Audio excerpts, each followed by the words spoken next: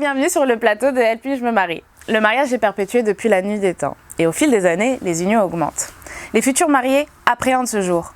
Aujourd'hui encore, énormément de couples se posent des questions sur l'organisation de leur mariage. Mais le plus beau jour de leur vie peut très vite devenir un cauchemar si les différents choix de prestataires de mariage n'ont pas été soigneusement effectués. L'émission Elle puis-je me marie a pour but de répondre à toutes les questions que se posent les futurs mariés. Pour cela, je reçois sur le plateau les différents choix de prestataires de mariage qui pourront vous conseiller, vous informer et surtout vous faire part de leur expérience. À très bientôt!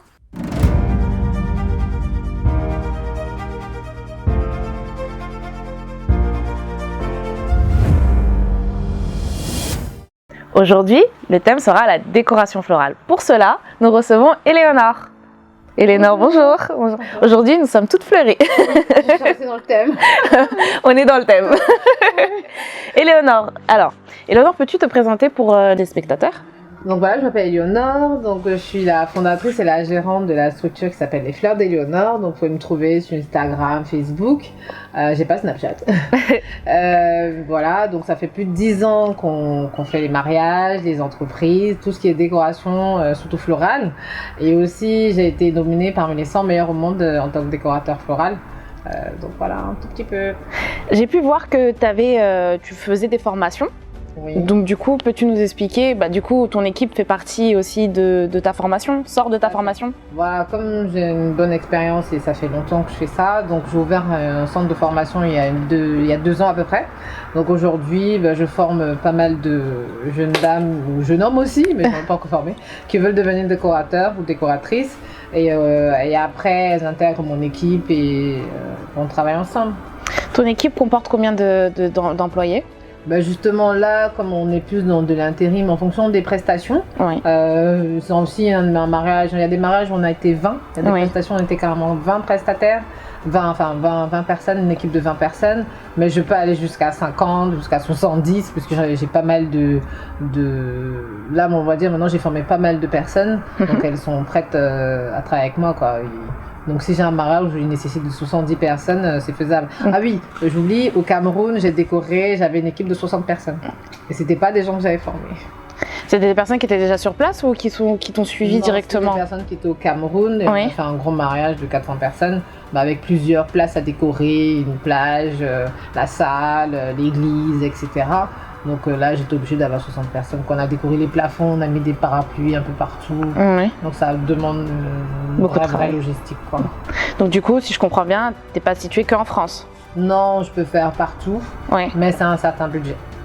Oui, du coup, c'est les mariés, c'est à leur charge. Voilà, ils prennent à la charge l'hébergement, le déplacement et les frais aussi de logistique parce que j'importe pas mal de choses. Oui. Si c'est à l'étranger, j'importe tout le matériel, il faut emporter les fleurs parce que dans certains pays comme au Cameroun, il y a beaucoup de fleurs exotiques. Oui. Donc pour travailler, tu es obligé d'importer les roses, quoi. Et si tu importes les roses, ça a un certain coût.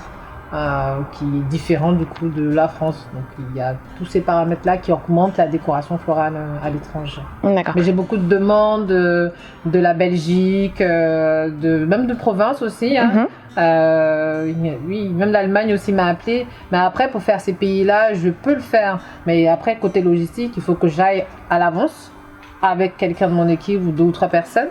Et c'est un coût parce qu'il faut nous héberger, il faut payer tout le transport, mais après on fait des choses magnifiques. Donc si c'est pour des gros décors, des grands décors, ça vaut le coup. Mais si c'est pour des prestations très simplistes, non, ça vaut pas la peine.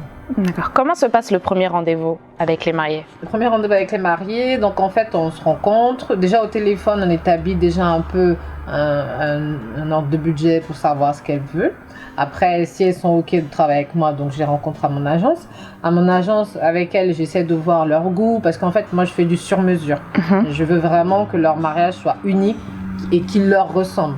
Donc, j'essaie de dessiner clairement leur déco, que leur déco ne ressemble pas à celle que j'ai déjà faite avant. Oui. Parce que chaque personne est unique. Voilà. Fait un mariage qui se ressemble. Tous les décors sont différents.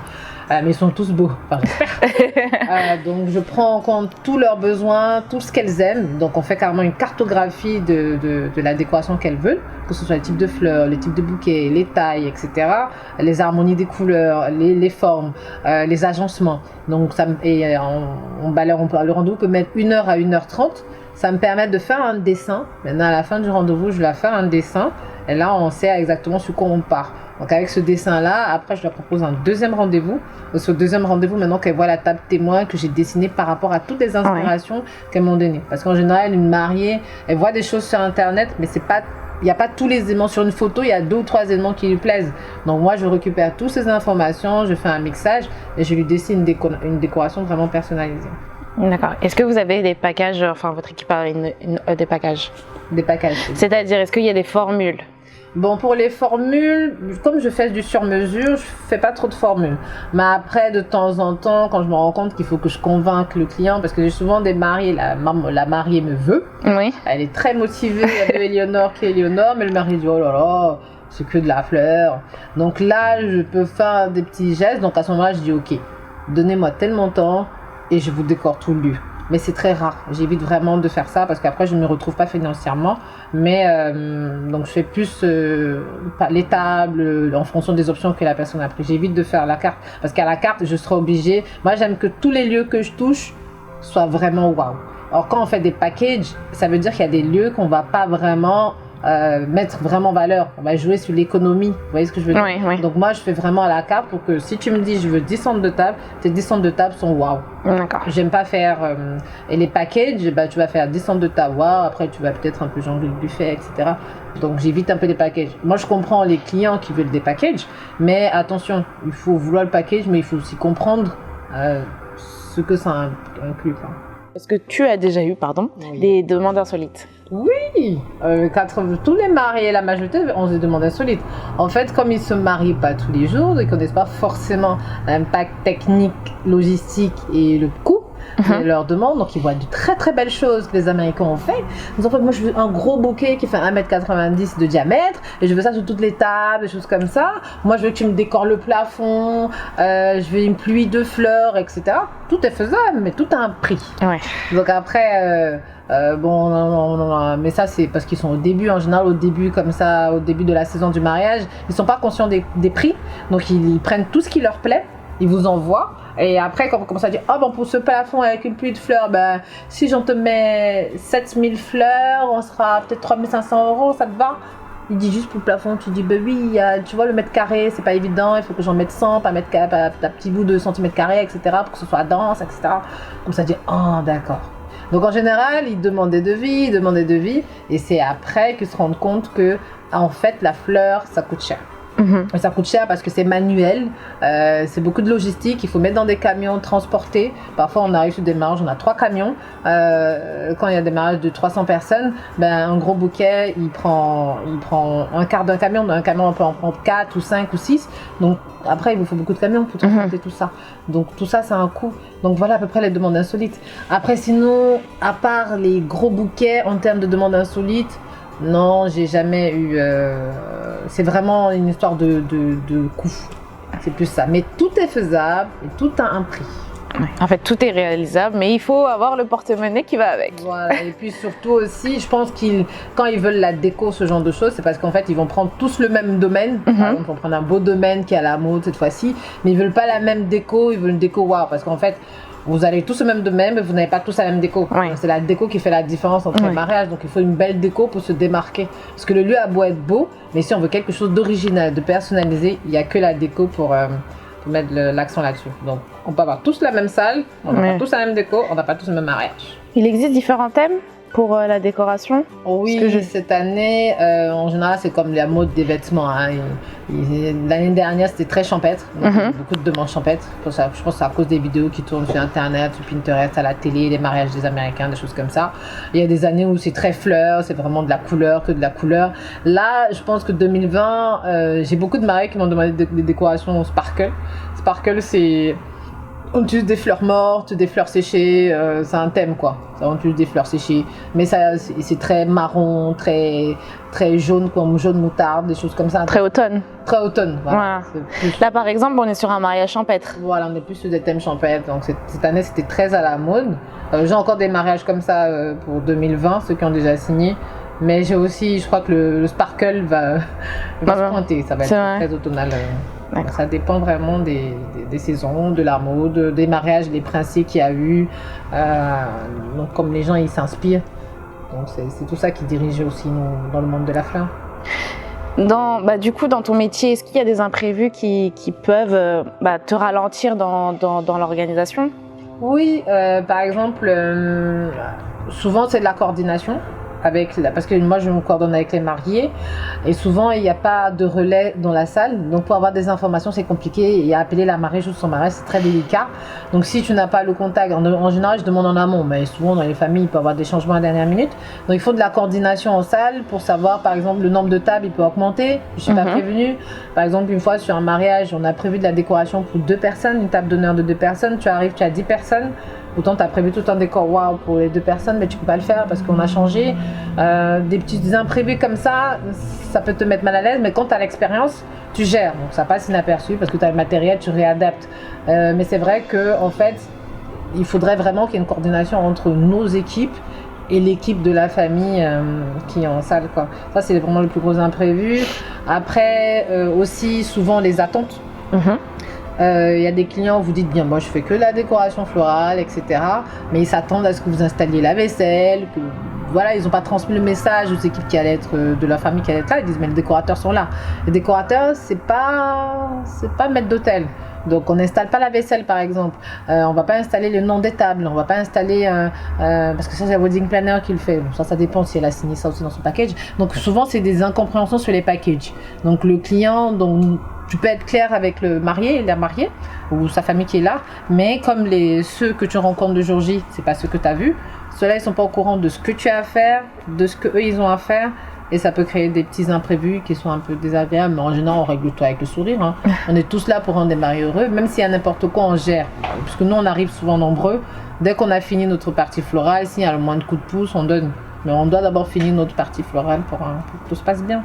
J'ai oublié de te poser la question juste avant, mais est-ce qu'il y a un contrat entre toi et les mariés? Avec chaque marié, on fait un contrat. Sur le contrat, tout est clair, ce que nous on fait, ce que nous on fait pas. Par exemple, nous comme on fait beaucoup de la fleur, après il faut nettoyer, donc nous on s'engage à ramasser nos poubelles, etc., à venir chercher le matériel.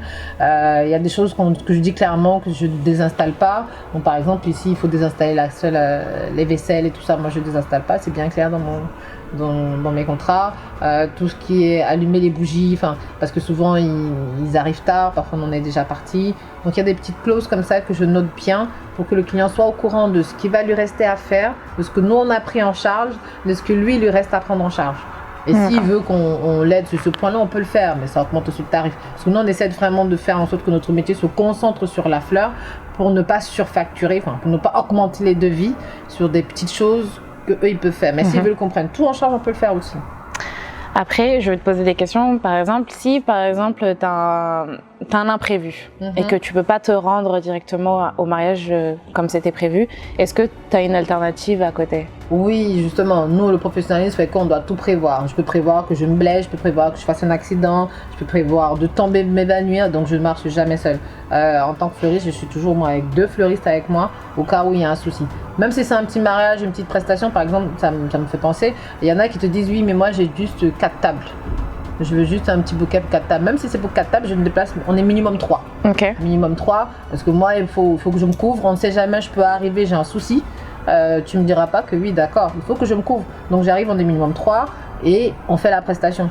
On l'a fini vite parce qu'on est 3, il n'y a que 4 tables, mais j'ai couvert pas mal de risques. Donc c'est pour ça aussi qu'on met un certain prix, même si la prestation est petite, il y a des frais de couverture de risque que je suis obligée de prendre en compte pour que certaines choses ne m'arrivent pas. Comme les accidents, les camions, on prend des assurances dessus pour que si j'ai crevaison, ça m'est déjà arrivé d'avoir crevaison pour aller sur un mariage. Mais là, quand tu prends une assurance tout risque, etc., ils viennent te décharger le camion, ils te rechargent un autre camion.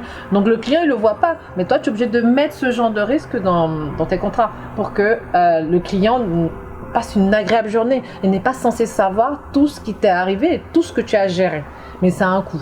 Donc, c'est pour ça aussi que nous, côté professionnel, c'est pas parce que c'est un baptême que je serai moins cher qu'un mariage. C'est un baptême, mais je dois me couvrir. Je dois bien faire ma prestation et pour ça, je dois prendre suffisamment de couverture pour que des choses ne m'arrivent pas. Je vais rebondir sur ce que tu as dit. Tu fais des baptêmes et du coup, tu fais quoi comme autre événement? Je fais les baptêmes, je peux faire aussi les anniversaires, 60 ans, 50 ans. Je peux faire aussi et tout ce qui est pour entreprise. Je fais aussi des événements pour les entreprises, des décorations. Je fais aussi des décorations pour les traiteurs. Donc il y a parfois des traiteurs qui ont besoin qu'on décore leur vente d'honneur. Donc on livre des bouquets, voilà. Donc il y a aussi des entreprises qui font des événements, comme la dernière fois là, il y a pas longtemps, on a fait un événement à la Natural Air Academy. Donc on a décoré toute leur scène, le podium, parce qu'en fait c'était une conférence. Tout le podium en fleurs naturelles. Donc c'était quoi? 10 mètres, on a fait 2 scènes de 10 mètres de long et une autre de 5 mètres pour faire que ce soit vraiment chic. Là, on a un autre événement sur la Tour Eiffel bientôt. On a des petites choses comme ça, des entreprises dont je ne communique pas dessus parce que c'est des entreprises, mais les entreprises nous contactent aussi pour leurs besoins en art floral. D'accord, ok. Donc du coup, tu fais un peu tout, quoi. Tout ce qui touche à la fleur et qui doit être sublimé, il faut que ce soit magnifique. Éléonore est là. Voilà, parfait. Donc du coup, j'ai une question. Si par exemple, je touche du bois pour les futurs mariés, si le mariage est annulé. Ça arrive. Oui. Comment ça se passe? Par an, on a au moins 1 ou 2 mariages qui sont annulés. J'y peux rien. Mais toi, du coup, si tu as déjà commandé les fleurs, est-ce qu'ils sont quand même facturés aux mariés? Ça m'est arrivé de... non, en général, quand ils annulent, ils nous disent quand même 2 semaines, 3 semaines à l'avance. Ouais. Souvent, c'est à cause d'un décès ou des choses comme ça. Des nouvelles un peu tristes. Donc, ils prennent la décision de ne pas faire. Donc, ils nous préviennent. Bon, comme on reste tranquille ce jour-là. Ouais. Non, mais en général, je commande des fleurs 1 semaine à 2 semaines à l'avance, pas plus tôt. Oui. Justement pour éviter, parce que les prix ne sont pas les mêmes, les pénuries et tout ça. Je passe 1 semaine, 2 semaines avant. Pas très longtemps, si jamais. Et si par exemple les mariés sont en avance? C'est-à-dire? Si tu dois décorer la salle pour, on va dire, allez, pour 15h et ils arrivent à 13h avec toutes les invités. Ça a déjà arrivé. Mais c'est pour ça aussi qu'on part nombreux. Ouais. Normalement, quand le client il me dit je veux que ma salle soit prête pour 15h, moi je dis à mes équipes, ils regarderont l'émission, je leur dis pour 13h. Ouais. Comme ça, on bosse dur, on bosse vite, on finit vite. Et après, le temps qui reste, c'est du surplus. Et ça me permet de gérer les imprévus. On en a toujours. Mais le professionnalisme fait en sorte qu'on gère les imprévus. Plus vous avez de l'expérience, là j'en ai plus de 10 ans, vous prévoyez.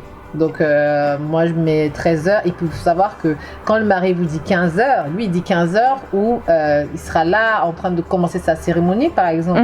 Mais ses invités, il y en a qui viennent de loin, ils arrivent tôt, ils vous trouvent dans la saleté, etc. Donc nous on veut vraiment que quand ils arrivent, ils nous voient presque pas. Nous on est les prestataires les plus invisibles du mariage. Parce qu'en fait dès qu'on finit de décorer, on part. D'accord. Parce qu'on est arrivé depuis 5h ou 3h du matin. Dès qu'on a fini de décorer, on part, on revient que le lendemain. Donc il ne faut pas qu'on nous voit, il faut qu'on voit juste le résultat de notre travail. Donc moi j'ai eu la chance de suivre Éléonore durant un mariage à Orléans. Je vais vous montrer quelques extraits et on se retrouve après.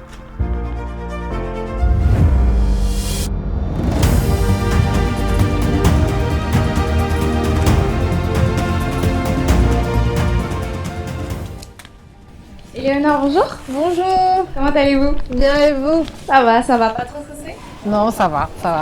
Comment arrive à gérer. Comment faites-vous pour gérer le stress? On essaie de préparer tout en amont, de prévoir tous les risques qui peuvent arriver, mais qui n'arrivent pas, parce qu'on a tout prévu. Ouais. Et ce qui fait qu'après, c'est plus détendu, quoi. On a juste de l'exécution à faire. Et on essaie vraiment de tout préparer en amont pour que ça aille.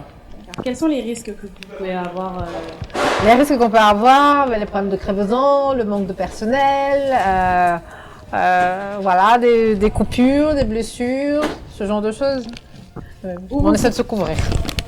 Où fournissez-vous pour les fleurs? Les fleurs, j'achète tout à Rungis parce qu'en fait, moi j'aime bien regarder ce que j'achète pour calibrer bien les tailles, les proportions des fleurs. Oui. C'est ça qui me permet d'acheter en fonction de la quantité. Si les fleurs sont petites, je prends plus. Si les fleurs sont grosses, j'en prends moins. Donc je prends à Rungis, je ne prends pas en ligne. Pour cette raison-là. Mais après, sauf si en ligne, ils me prouvent que ça marche bien.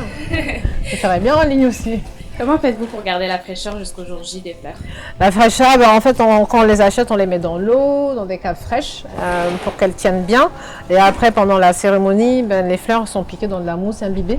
Donc en fait, elles absorbent de l'eau, donc elles peuvent tenir 2-3 jours, les bouquets. Donc par exemple, de samedi, dimanche, lundi, les bouquets sont encore... À partir de lundi, ça commence à avoir une mauvaise gueule. Mais s'il fait très chaud, ça dure moins longtemps. Mais moins il fait chaud, mieux c'est. Pour les bouquets, elles boivent moins, quoi. Tout est fait main? Tout est fait main, tout. On n'a pas le choix. Pour avoir l'harmonie qu'on a, il faut vraiment le faire manuellement. Regarder, observer ou piquer, etc. C'est vraiment toute une technique et ça se fait pas au hasard. C'est pas, parce que sinon c'est pas beau. Donc il faut vraiment tout faire à l'œil nu et au fur et à mesure. D'accord. Aujourd'hui, votre équipe se compose de combien de personnes? Oula, on est nombreux, hein. Je crois que j'ai une cinquantaine de fleuristes à ma botte. Mais là, aujourd'hui, vous êtes combien? Non, aujourd'hui, on est quoi? On est 6 ou 7. Aujourd'hui, on est combien? On est 6. On est 6, hein? Aujourd'hui, on est 6 fleuristes. Ouais. 6 fleuristes. Et quel est le thème aujourd'hui du mariage? Le thème aujourd'hui, c'est champêtre chic. Donc, elle voulait un bouquet très feuillagé, qui lui rappelle un peu un petit jardin d'Éden. Que du blanc. Elle voulait vraiment un thème très blanc. Donc là, on le fait de beaux bouquets blancs avec plusieurs variétés de feuillage et de roses et de fleurs, quoi. Quelles sont les variétés qui se trouvent dans le bouquet? Là, j'ai pas encore tout mis. Hein. Là, j'ai mis que 2 variétés. Donc là, j'ai mis de la fourgère et j'ai mis que des roses blanches. Donc après, je rajouterai d'autres roses, d'autres fleurs, d'autres types de fleurs. Pour que le bouquet prenne toute sa forme. Ok. Et là, vous êtes dans les temps? Oui, là, on est dans le temps, ça va. Ça va. Il nous reste une dizaine de bouquets. Et après, c'est bon. D'accord, ok. Bah, du coup, je vais vous laisser continuer votre travail et on se retrouve tout à l'heure. D'accord, à Ok, tout à l'heure. à tout à l'heure.